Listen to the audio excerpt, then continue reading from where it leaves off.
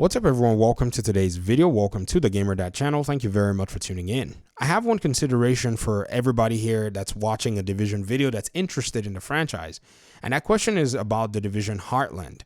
There is something that is kind of in my mind still iffy, and that is how fans of the Division franchise are going to accept or resonate with Heartland as a project. I'll show you one of the reasons I'm asking this question, and it's something that, I don't know if you've considered. I'm considering it because it's really interesting. If you go look up, say, the Division Heartland, maybe you're looking up information for it, you go to their Ubisoft page where they say sign up and register for the closed test. They give a description of Tom Clancy's The Division Heartland and what the game is. I'll read it for you, and we'll look at the description, official description of The Division 2, and we'll see where the comparison is, or I would say distinctions are anyways. So The Division Heartland is a free-to-play multiplayer survival action shooter set in a fictional rural community in Middle America. Play as a trained division agent from across the nation and answer the distress call to uncover the ever-unfolding or evolving mysteries of a rural community in mid-crisis. That's the description of the Division Heartland. The Division 2, its description says, in Tom Clancy's Division 2, the fate of the free world is on the line. Lead a team of elite agents into a post-pandemic Washington, D.C., to restore order and prevent the collapse of the city. The Division 2 is an online action shooter RPG experience where exploration and player progression are essential. Now, I wanted to read all this so that you could see if the distinction stands out to you, and I'm sure you already caught it. An RPG compared to a survival action shooter.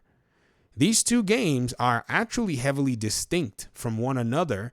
And so my question is, how are fans going to go ahead and vibe with Heartland when it does have that huge distinction?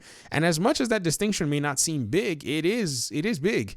It is very big, because it is, something that sets many games apart in the way that you describe them.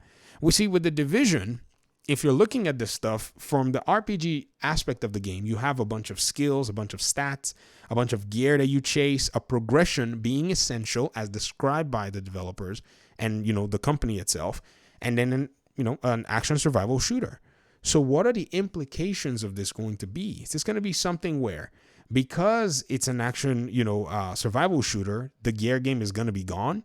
Is it going to be a thing where our progression and player, power is not going to be relevant? How are we going to basically go ahead and, in a sense, resonate with, this new setup and this new style of, putting these video games in front of the same audience, but they are still distinct overall? Now, there could be an argument that maybe some people might, still enjoy it because they enjoyed survival from the Division 1. That is a valid and a very solid argument. I think that's probably where the crux of the matter is, where, they're bringing it to just basically take some Division agents from, their, early roots of enjoying survival and pretty much taking it and making an entire game mode out of it.